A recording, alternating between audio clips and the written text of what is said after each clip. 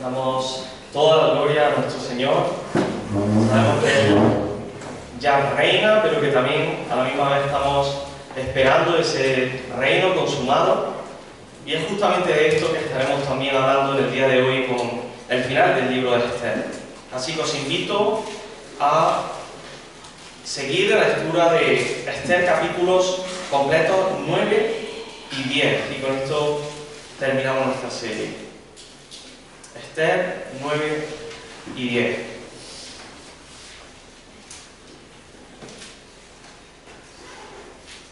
Podemos irnos a los dos últimos versículos del capítulo 8 para ponernos en contexto.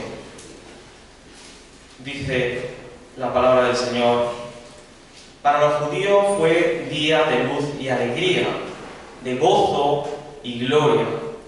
En cada provincia, en cada ciudad y en todo lugar a donde llegaba el mandato del rey y su decreto, había alegría y gozo para los judíos, banquete y día festivo. Y muchos de entre los pueblos de la tierra se hicieron judíos, porque había caído sobre ellos el temor de los judíos.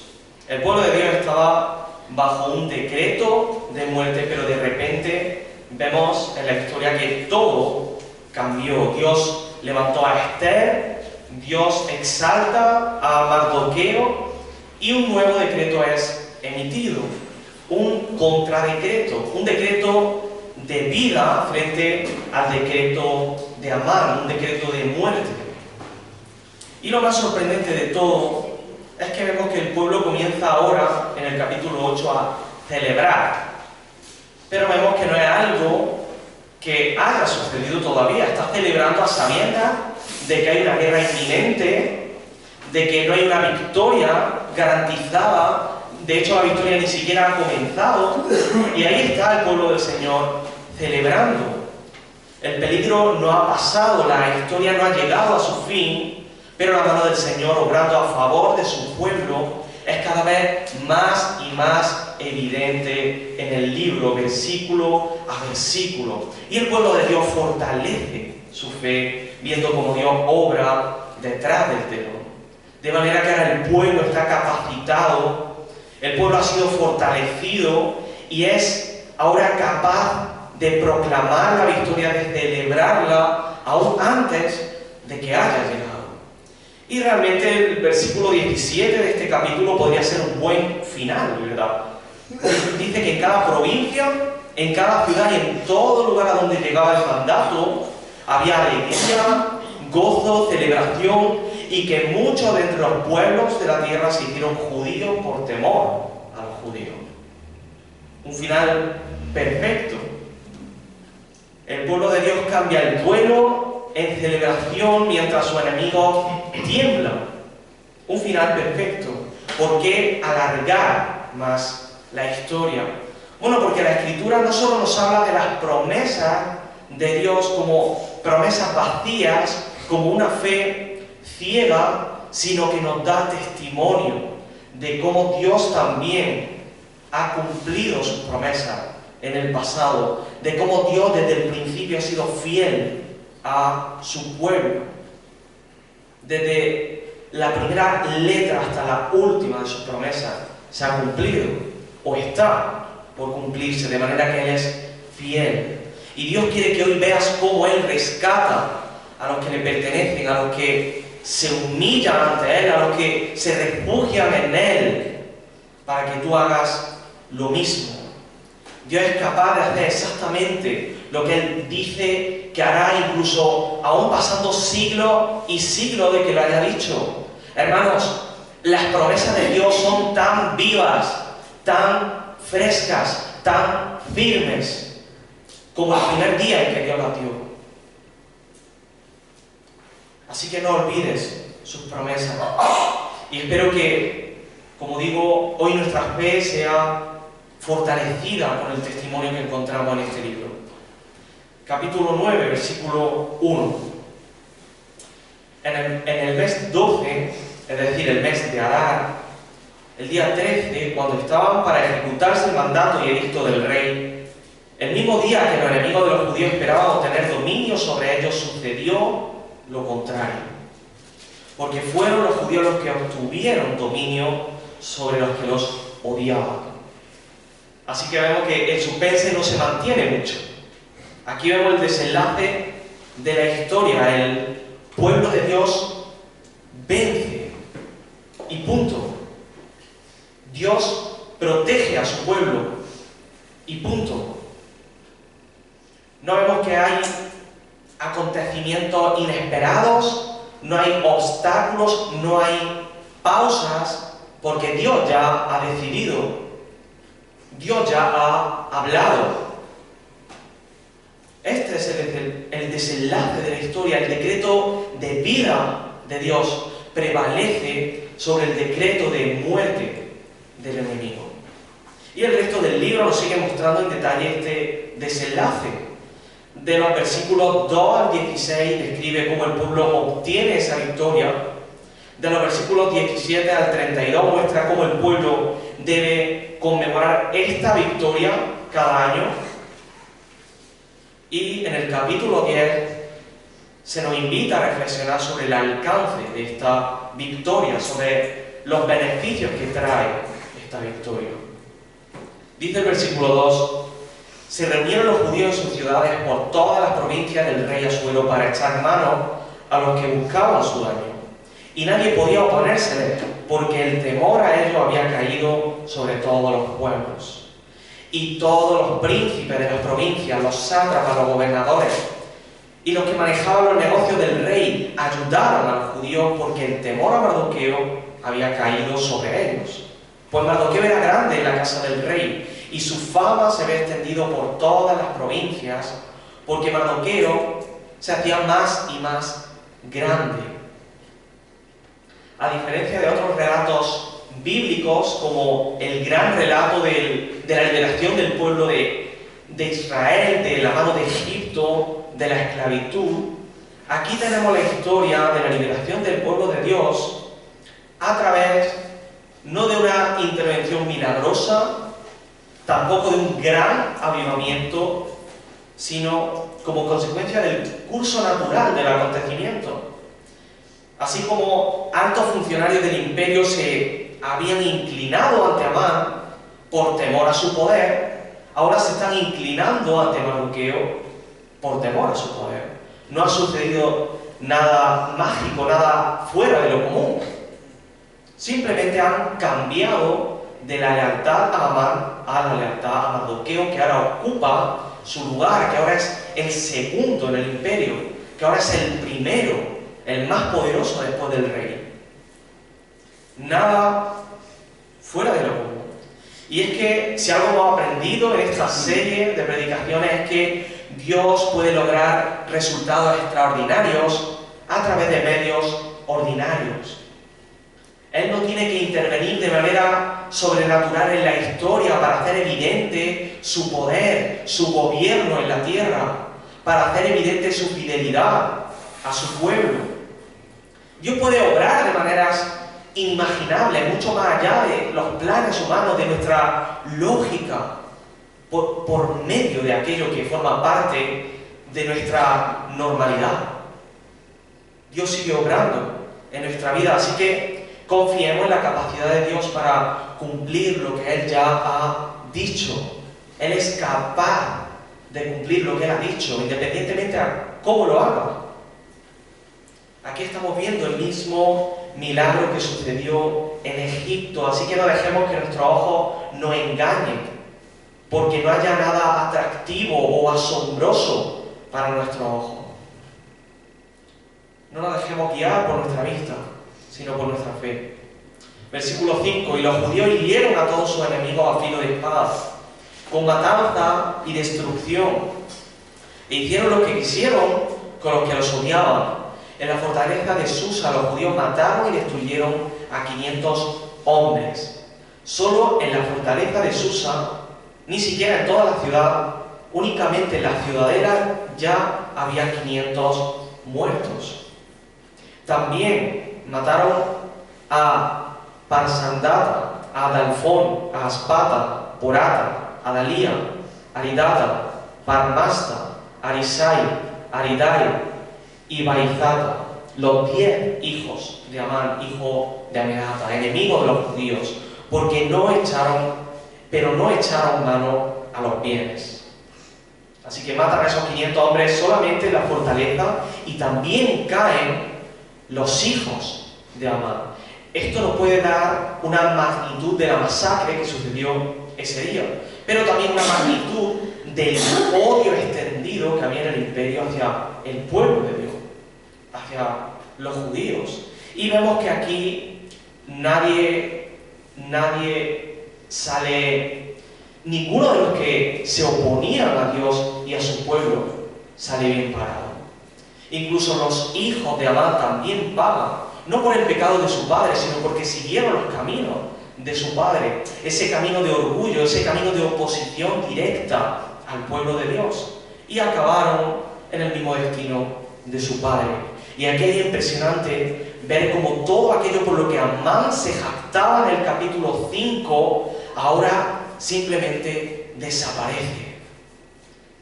Amán se glorificaba a sí mismo por sus riquezas, por su hijo, por su gloria. Y aquí todavía quedaban sus hijos vivos. Pero por medio del pueblo de Israel, de la justicia de Dios derramándose en ese conflicto, también sus hijos son borrados de la faz de la tierra. Y el nombre de Amán, que él quería que fuese exaltado, ahora es humillado hasta lo sumo. Ahora es burlado completamente. Recordemos el proverbio: la soberbia precede a la ira. Y Amán tardó poco en caer y sus hijos tampoco tardaron mucho en caer. Y hay un detalle que nos ayuda a ver el juicio de Dios en medio de tanta violencia, porque a veces nos cuesta verlo. ¿Cómo Dios, si es bueno, si eres justo, cómo va a permitir que muera tanta gente? Bueno, pero todas estas personas se estaban oponiendo directamente a Él, a su voluntad. Y esto no era simplemente una venganza personal de los judíos. Por el detalle que vemos en el versículo 10 y que se repite en 3 ocasiones en el capítulo. Pero no echaron mano a los bienes. A pesar de que el edicto de Mardoqueo legitimaba que echaran mano de los bienes. Era legal tomar el botín, pero no tomaron el botín. ¿Por qué? Porque ellos sabían que se trataba de una guerra santa, de que simplemente estaban siendo instrumentos en las manos de Dios para derramar su juicio, de manera que ellos no podían tomar partido en eso, no podían tomar ningún beneficio. La guerra santa no puede incluir ganancias personales, y así fue en este caso. Y este principio ya aparece de forma ejemplar por primera vez en Abraham, en Génesis 14, cuando él rehúsa tomar el botín después de rescatar a su sobrino Lot.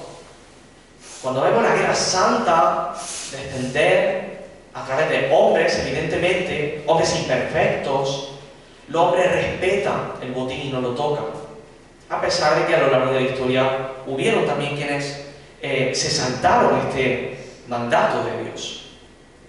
Versículo 11. Aquel mismo día comunicaron al rey el número de los que fueron muertos en la fortaleza de Susa. Y el rey dijo a la reina Esther: en la fortaleza de Susa los judíos han matado y exterminado a 500 hombres y a los 10 hijos de Amán. ¿Qué habrán hecho en las demás provincias del rey? ¿Cuál es tu petición ahora? Más que aterrado, se le veía al rey animado, ¿no? Quería continuar con la guerra. ¿Cuál es tu petición ahora? Pues te será concedida. ¿Qué más quieres? También te será hecho.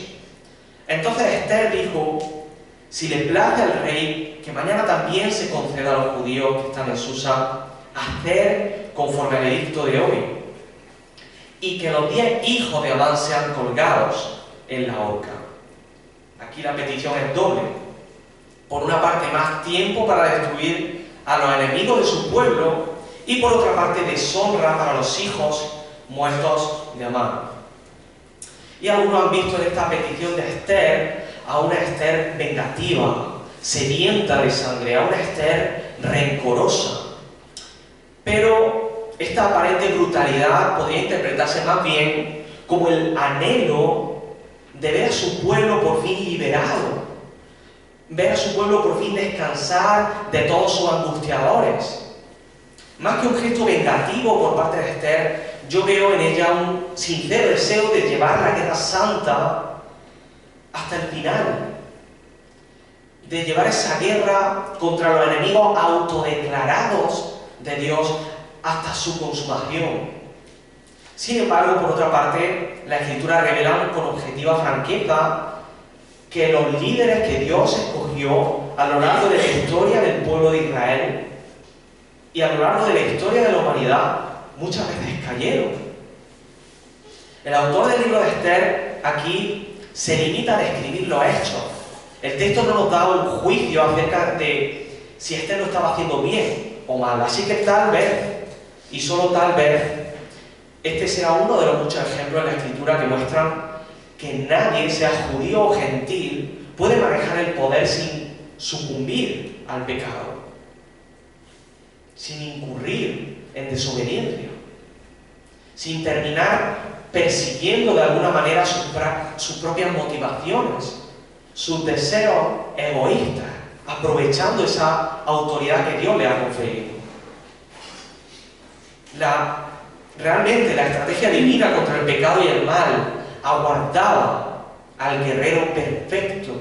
Y es que tampoco Mardoqueo, tampoco Esther lograron liderar de una manera perfecta esta guerra. Todo apuntaba a aquel que es capaz de ejecutar la justicia de Dios con manos limpias y corazón puro.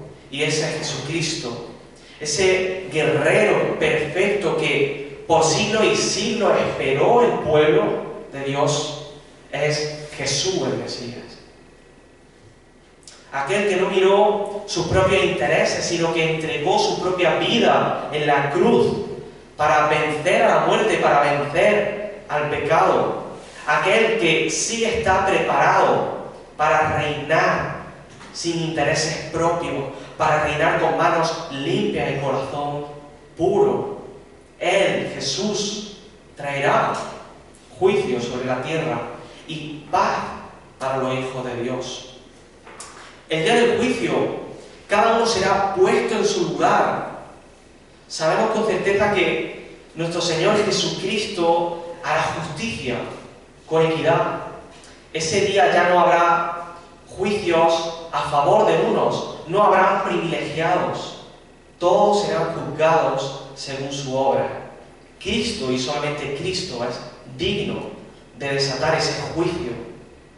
Solo es digno de juzgar, solo Él es digno de gobernar en nombre de Dios aquí en la tierra.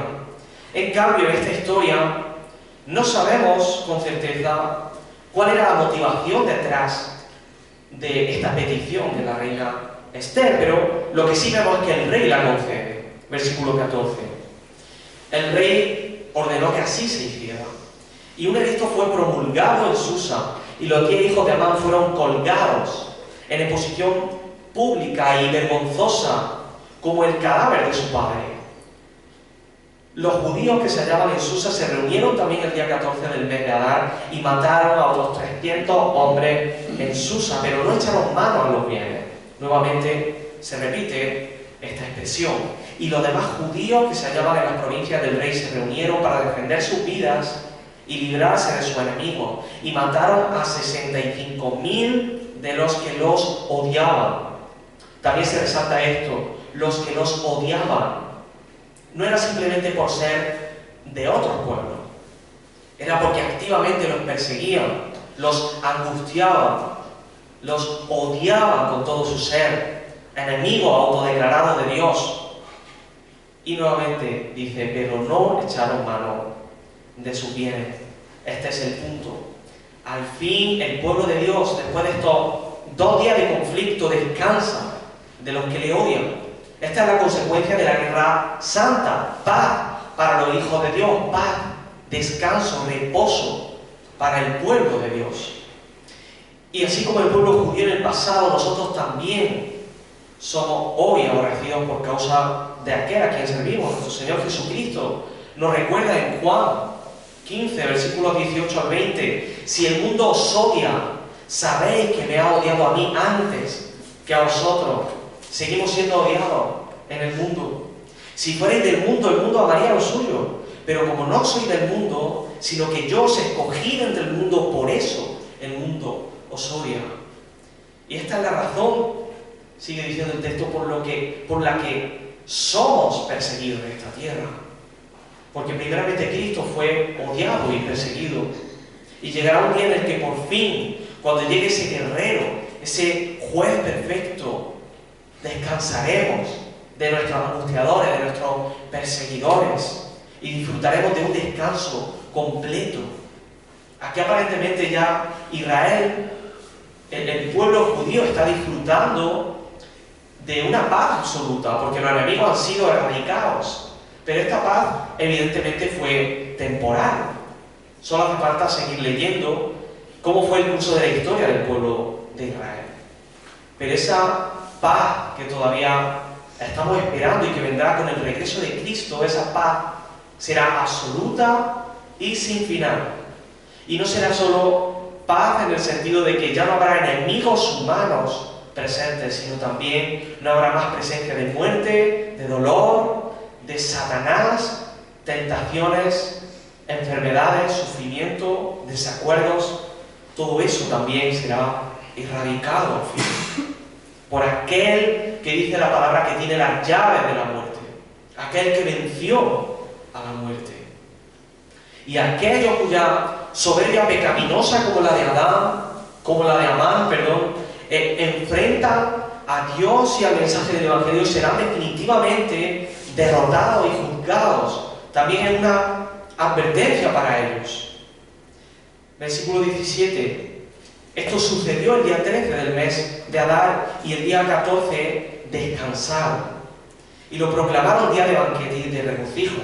Pero los judíos que se hallaban en Susa se reunieron el 13 y el 14 del mismo mes, y descansaron el 15 y lo proclamaron día de banquete y de regocijo. El día que descansa es el que proclaman día de fiesta. Por eso los judíos de las áreas rurales que habitan en las ciudades abiertas proclaman el día 14 del mes de Adar, el día festivo, para regocijarse, hacer banquetes y enviarse porciones de comida unos a otros. Entonces Mardoqueo escribió estos hechos y envió cartas a todos los judíos que se hallaban en todas las provincias del rey Asuero, tanto cercanas como lejanas, ordenándoles que celebraran anualmente el día 14 del mes de Adar y el día 15 del mismo mes.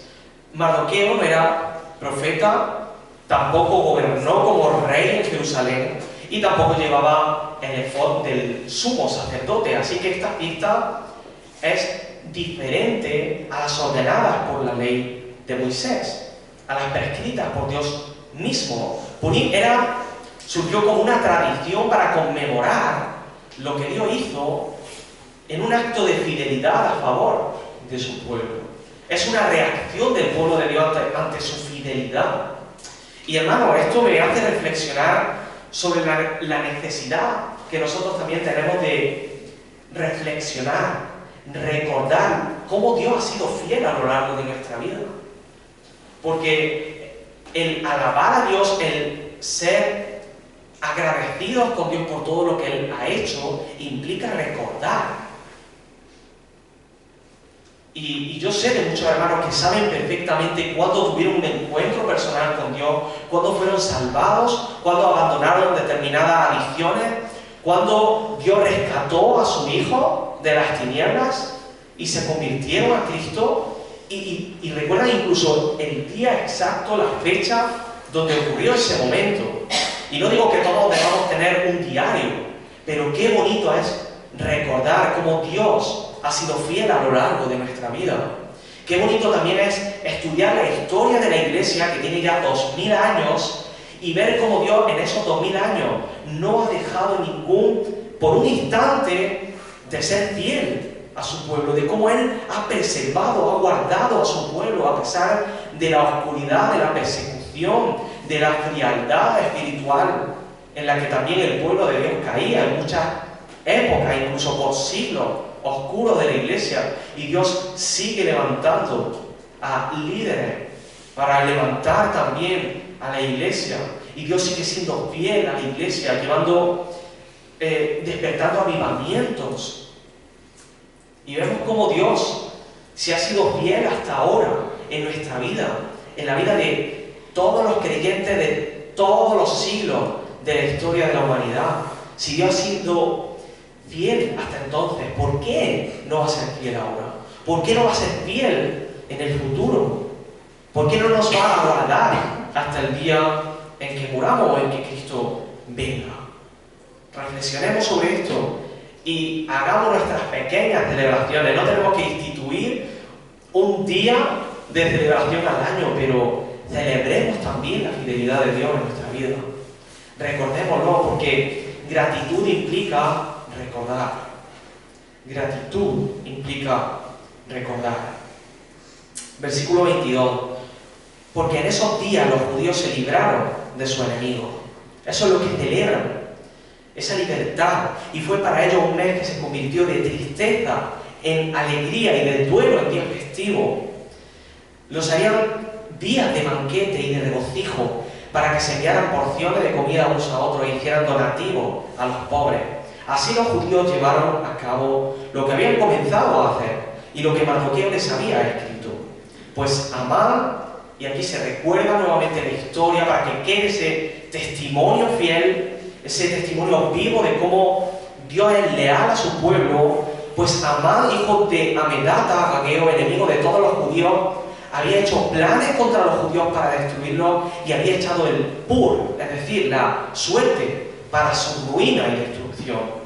Pero cuando esto llegó al conocimiento del rey, éste ordenó por carta que el perverso plan que había tramado contra los judíos recayera sobre su cabeza y que él y su hijo fueran colgados en la horca. Por eso estos días son llamados Purim, por el nombre Pur. El nombre Pur no estaba en el vocabulario hebreo. Es algo que viene del persa, es algo que empezó a introducirse precisamente en ese momento, ¿no? Entonces por eso se hace esa explicación de que Purim viene de Pur, que significa suerte o dado. Y dice que los judíos establecieron e hicieron una costumbre para ellos, para sus descendientes y para todos los que se aliaban con ellos, de que no dejarían de celebrar estos 2 días conforme a su ordenanza y conforme a su tiempo señalado cada año. Así estos días serían recordados y celebrados por todas las generaciones, por cada familia, cada provincia, cada ciudad, para que estos días de Purim no dejaran de celebrarse entre los judíos, ni su memoria se extinguiera entre sus descendientes. Así es como comienza la celebración anual del Purim. Y es interesante notar que la fiesta no celebra la victoria militar del pueblo, sino ese descanso del día posterior, anticipando ese reposo eterno que nos espera. El gozo de esta celebración no proviene de un macabro recuerdo de la matanza de sus enemigos. Muchas veces vemos aquí como algo muy siniestro, mucha sangre. No proviene realmente de eso, sino del descanso que esa victoria trajo consigo, del descanso que trajo el derramamiento del juicio de Dios sobre la tierra en ese momento a través de los israelitas. Su pueblo fue definitivamente librado de sus perseguidores. Y ahí también está nuestra alabanza y nuestro gozo. Nosotros no nos gozamos en una venganza personal de nuestros enemigos. Nosotros no nos gozamos en el castigo de los impíos. De hecho, ni siquiera Dios mismo se complace en el castigo del malvado. Dice Ezequiel 33:11: vivo yo, declara el Señor Dios, que no me complazco en la muerte del impío, sino que el impío se aparte de su camino y viva. Dios realmente se complace en que el pecador se vuelva a Él en arrepentimiento y fe, no en el castigo.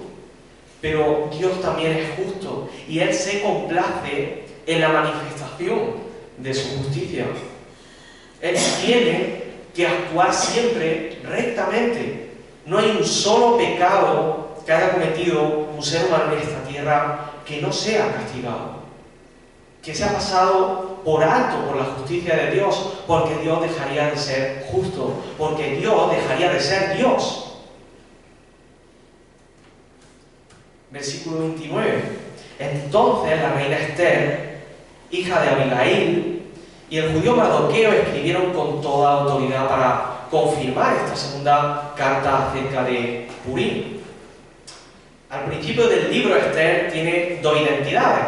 Ella es judía, pero ella también se presenta como una joven persa, como dos identidades separadas, como dos caras, como si tuviera una doble vida. Pero al final de la historia, versículo 29, vemos que estas dos identidades se unen y el autor la llama intencionalmente la reina Esther, hija de Abigail. Une ambas identidades y vemos cómo Dios desde el comienzo estaba preparando todo, cómo Dios había puesto a Esther allí como la reina Esther y al mismo tiempo la judía Esther, para que ella como la reina judía defendiera al pueblo judío. Todo formaba parte del soberano plan de Dios. De este modo, la historia personal de Esther y la historia de toda la comunidad judía se conectan aquí para mostrarnos que Dios en su providencia usó el lugar donde Esther estaba en palacio para su gloria, para la liberación de su pueblo. Muchas veces tendemos a separar lo que es de Dios con nuestro trabajo, con lo secular, con lo que forma parte de nuestra vida ordinaria, pero aquí las posiciones que Mardoqueo y Esther tienen son utilizados dentro de los planes de Dios, son para la gloria de Dios. Hermano, tu trabajo, tu ocupación, donde Dios te ha puesto en esta sociedad, sea cual sea tu ocupación, tu labor, glorifica a Dios. Seas profesor, seas agricultor, seas médico, en el lugar donde Dios te ha puesto, tú estás glorificando a Dios y formas parte de ese plan perfecto de Dios. Y aunque podamos sentir su ausencia, Él cuida y guía a su iglesia en todo momento, a cada uno de nosotros, atento a nuestras necesidades individuales. Dice la palabra que Él conoce, nos llama con nuestro propio nombre. Él sigue preservándonos a toda la iglesia individualmente, a cada uno de nosotros. Ninguno de nosotros vamos a ser olvidados o desatendidos en nuestro peregrinaje. Muchas veces nos da la sensación de que la iglesia universal, la iglesia de Cristo, en el presente es demasiado grande. Puede que Dios en algún momento nos desatienda, ¿no?, para ocuparse de otros hermanos. Tal vez esté ocupándose de un problema en China o un problema en Costa Rica y nos esté olvidando aquí en España. No, eso no sucede. Nuestro Dios es omnipresente, nuestro Dios es poderoso para ocuparse de las necesidades de cada uno de nosotros. Él nos cuida, Él nos guarda y Él nos sostiene en medio de la prueba, en medio de la tentación, en medio de la dificultad. Y continuamos con la lectura. Dice el versículo 30 que se enviaron estas cartas a todos los judíos, a 127 provincias del reino, a todas las provincias. Palabras de paz y de verdad para establecer estos días de Purim en sus tiempos señalados, tal como habían establecido para ellos el judío Mardoqueo y la reina Esther, según habían fijado para ellos y sus descendientes, con instrucciones para sus tiempos de ayuno y de lamentaciones. El mandato de Esther estableció estas costumbres acerca de Purim y esto fue escrito en el libro. Aquí la autoridad de la reina Esther es equiparada a la del rey Asuero o Amán o Mardoqueo. La decisión o el acto de enviar con autoridad ese decreto lo llevan a cabo tanto Mardoqueo como Esther. Esto es algo que no sucede en ninguna parte de la Escritura con una mujer. Sin embargo, como hemos comentado en alguna ocasión, no demos demasiado protagonismo a Esther, porque para nuestra sorpresa la figura de Mardoqueo es la que ocupa el último lugar en el libro. De hecho, en todo el capítulo 10. Dice el versículo 1 del capítulo 10: el rey Asuero impuso tributos sobre la tierra y sobre las costas del mar, y todos los actos de su autoridad y poder, y todo el relato de la grandeza de Mardoqueo con que el rey le engrandeció, no están escritos en el libro de las crónicas de los reyes de Media y Persia. Ahí está haciendo referencia a unos anales históricos del imperio, y dice: porque el judío Mardoqueo era el segundo después del rey Asuero, grande entre los judíos y estimado por la multitud de sus hermanos, el cual buscó el bien de su pueblo y procuró el bienestar de toda su gente. Ahí podía acabar con Esther, la cual entregó su vida por su pueblo y buscó el bien de su pueblo y procuró el bienestar de toda su gente. Pero termina con Mardoqueo. ¿Por qué? Si estudiamos con detenimiento la historia, sin Mardoqueo no hay liberación. Sin Esther no hay liberación. De hecho, actuaron juntos, unidos, ejerciendo autoridad como la monarquía del pueblo de Israel juntos. Ninguno tiene más protagonismo del otro porque ninguno es el protagonista. El protagonista es Dios, que está dirigiendo todo en silencio. De hecho, no puedo dejar de recordar ese momento decisivo en el que el rey no puede descansar y lee ese acto de Mardoqueo, que luego en efecto dominó, sigue a otro acontecimiento y todo lleva a la liberación de Israel. ¿Quién mantuvo despierto al rey? ¿Esther o Mardoqueo? Ninguno. Es Dios el que está orquestando todo, de principio a fin, a pesar de que no se le mencione en ningún momento. Y aquí en este caso, finalmente Mardoqueo es exaltado. Exaltado también para contrastar cómo comenzó Amán y cómo acabó, y cómo comenzó Mardoqueo y cómo él también terminó siendo exaltado. Porque ¿quién denunció el complot contra el rey Asuero? ¿O quién se negó a inclinarse ante Amán? ¿Quién persuadió a Esther a suplicar al rey por la salvación de su pueblo? ¿Quién sembró el temor? ¿Quién sembró el temor en todos aquellos dirigentes del imperio, en todos aquellos gobernantes del imperio, para que se unieran a los judíos en la batalla? ¿Quién ordenó ese nuevo edicto a favor del pueblo judío? Mardoqueo.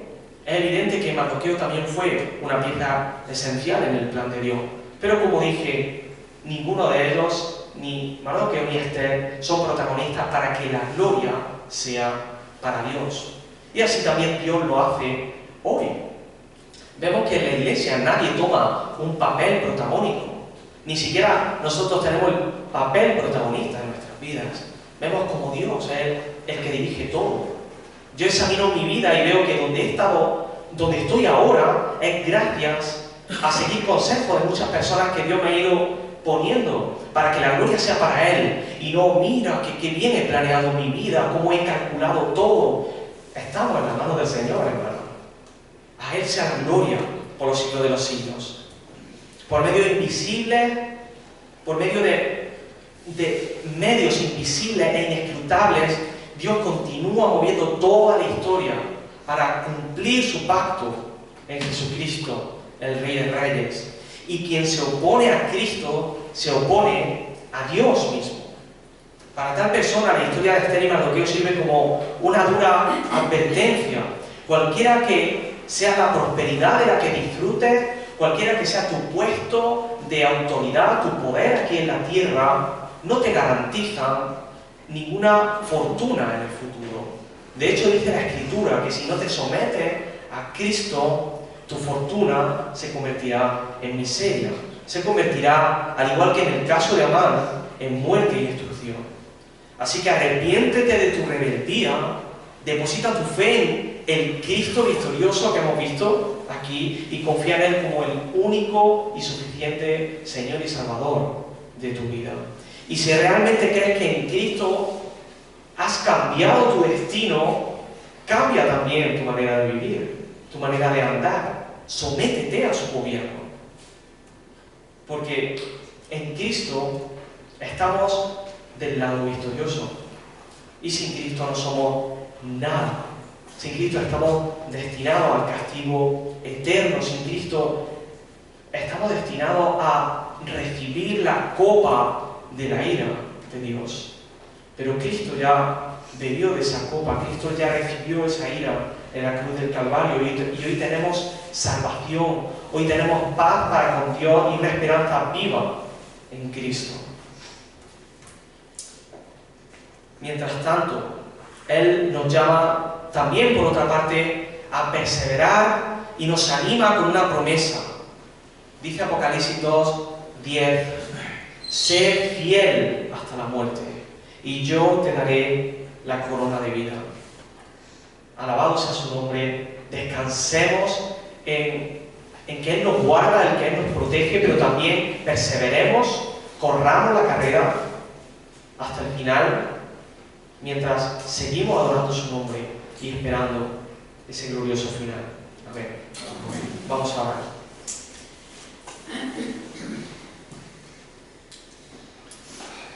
Padre Santo, después de estudiar con detenimiento, de meditar todas estas semanas, todos estos meses, Señor, en la historia de Esther y Mardoqueo, en ese testimonio que encontramos ahí, solo podemos terminar adorándote, alabándote, dándote gracias por tu fidelidad, por la salvación que tú nos das en Cristo, porque las puertas del Hades no prevalecerán contra tu iglesia, porque sobreviviremos hasta el final, porque tú nos guardarás en medio de la tentación, en medio de la prueba, porque tú lo has prometido. Señor, sabemos que no nos desviaremos del camino, que Satanás no nos arrebatará de tu mano, porque estamos protegidos en los brazos del Todopoderoso, en tus brazos, Señor, y nadie podrá quitarnos de tus brazos, Señor. Te damos las gracias por este testimonio que hoy nos anima a seguir adelante, a confiar en tu fidelidad, Señor, y también con gozo, con nostalgia, recordamos cómo amorosamente tú nos has llevado, nos has conducido en nuestro caminar hasta el día de hoy, cómo tú nos has protegido como el buen pastor. Y muchas veces somos olvidadizos y dejamos en el olvido todo aquello que tú has hecho en nuestra vida. Pero hay tantas muestras de misericordia, tanto que tú has hecho en nuestra vida y que seguirás haciendo, que no podemos desconfiar de ti. Señor, por medio de este testimonio, afianza nuestra fe y nuestra confianza en ti. Fortalécenos, Señor, para creer en que tú llevarás tus promesas hasta su cumplimiento. En el nombre de nuestro Señor y Salvador Jesucristo. Amén.